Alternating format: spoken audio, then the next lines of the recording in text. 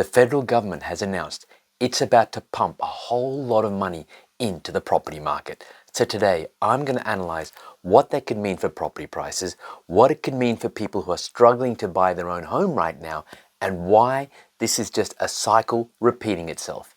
Yes, we have seen it before. Hi, it's Nero here, and at the recent National Cabinet, the federal government has announced it's about to reactivate its Help to Buy scheme.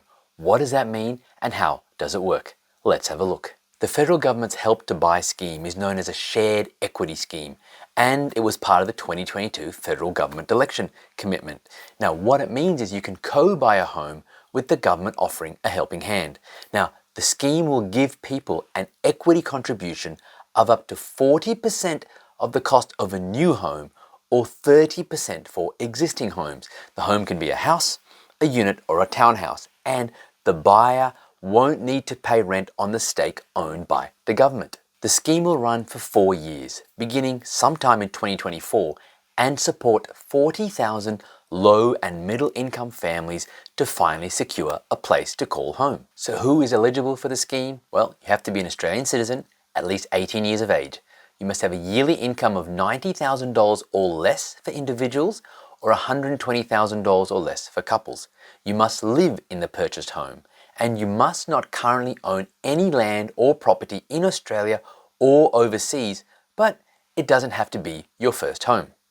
The required minimum is a 2% deposit of the home price, and the purchaser must be able to finance the remainder of the loan. However, there are some price caps. In Queensland, it's $700,000 for the cities and $550,000 for the rest of the state. Whereas in Sydney and regional New South Wales cities, it's $950,000, but $750,000 across the rest of the state. And how much could you save? Well, Labor said the Help to Buy scheme could cut the cost of a mortgage by up to $380,000, depending on the price paid. So what are the benefits of Help to Buy? Well, it's allowing people to get into the market sooner. The government's not charging any fees or interest.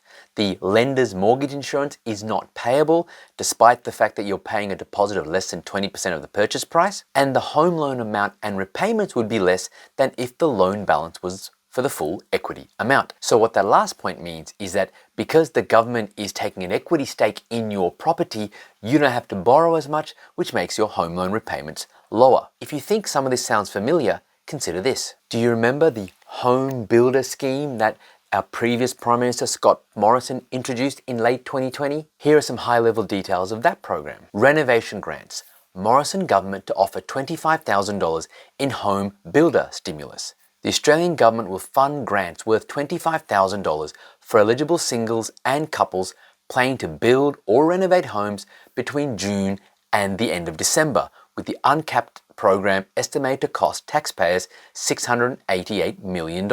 This was back in 2020.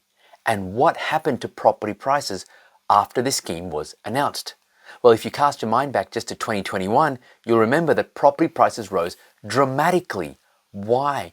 Because these sort of government incentive-based schemes increase demand way more than they increase supply.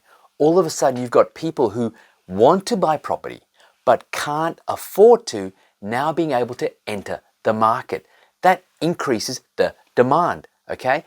But we are not building enough properties at the moment. So then what happens when you increase demand but can't increase supply by as much?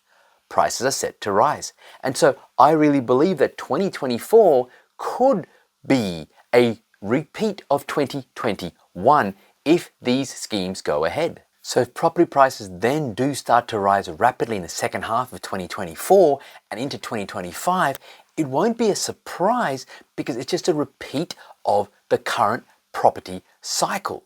What do I mean by that?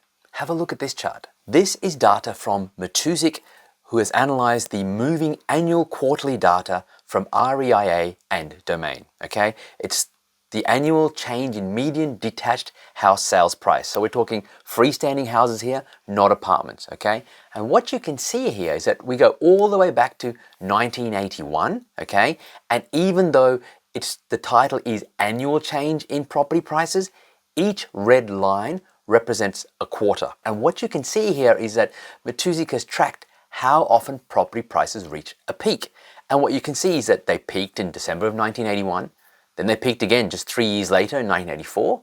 Then they peaked 4.5 years later in June 1989, and he tracks all the way up to where we are right now. So we last had a peak in March of 2022, which means the odds are that if you look at this, over the last 43 years, property prices peak on average every 4 years, which means that we should be hitting a peak somewhere in around 2025, 2026.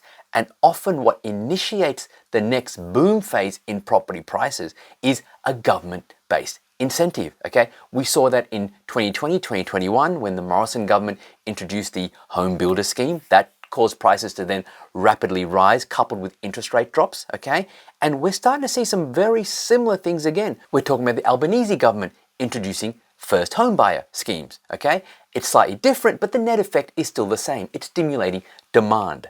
And we are now expecting interest rates to start dropping potentially by the second half of next year. So all of the fundamentals are repeating itself. And this chart, which goes through the fact that property prices peak every 4 years on average, and this is over the last 43 years, history is repeating itself. But here's the other thing to notice from this chart, and this is for all the people who are still concerned about whether property prices could drop. If you look at this chart, remember every red line is a quarter. So look at how many times the red line falls below 0%. Okay, that would mean that property prices dropped. So in June 1991, roughly there, property prices dropped for 1 quarter. Then between 95 to 97, property prices dropped for 2 quarters. That's only 6 months. In 2005, they seem to have dropped for maybe 3 quarters. That's still less than a year. In 2009, 3 quarters. You can see here in between June 2011 to June 13, there were 5 quarters in a row when property prices dropped. Same thing happened again in 2019. And now here we are in 2023. We've had a couple of quarters of property prices dropping. And now we are back in the middle of 2023 and property prices are starting to rise again. Okay, so what this shows you is that property prices rise, and even if you get the timing wrong, as long as you're buying a good quality asset, history is on your side and property prices will tend to rise. And we are starting to see all the necessary elements come into play for a major property boom from 2024 onwards. Yes, property prices have already started to rise in multiple areas around the market, but a lot of that has been the catch-up growth after property prices fell in 2022. But property prices, I think, will start to hit new highs nationally, if not by the end of 2023, certainly in 2024, and they will start to rise beyond that. But apart from the Help to Buy scheme, the federal government also made another major announcement, which is already having doubts cast on it. Doubts on Labor's $3.5 billion fast-track housing plan. The Albanese government has offered state and local councils $3.5 billion to fast-track the construction of 1.2 million homes over the next 5 years in a bid to boost housing supply. Now, 1.2 million homes, if I divide that by 5, that means that they are promising to build 240,000 homes every year, or an average of 657 homes per day. Well, Louis Christopher of SQM Research published this recently, which is some stats on our total dwelling completions as required by the ABS stats. And in the last 5 years, to March quarter 2023, we've only averaged 189,600 homes per year. But in the last 12 months, we only built 174,838. And in the last quarter to March, we built 38,710. So in other words, the number of homes we're building is actually reducing, and the government is promising us to build higher numbers than ever before. Seems highly unlikely, especially when you consider that the only time Australia has built more than 220,000 homes was back in 2017. So this so-called promise of 1.2 million homes over the next 5 years, I believe it's pure political propaganda. We're not going to get anywhere near that target based on current building volumes and the fact that more and more builders are going broke. So we're not going to hit the target. But there will be certain areas where lots of homes are going to be built. And anywhere where there's an increase in supply, you need to be careful because it could compromise your capital growth. Remember, capital growth as an investor comes from identifying areas where demand is higher than supply and set to stay that way for quite some time to come. So yes, the government is pumping money into the property market through the Help to Buy scheme. I think it's great because I think it will help lots of people who can't afford property right now get into the market.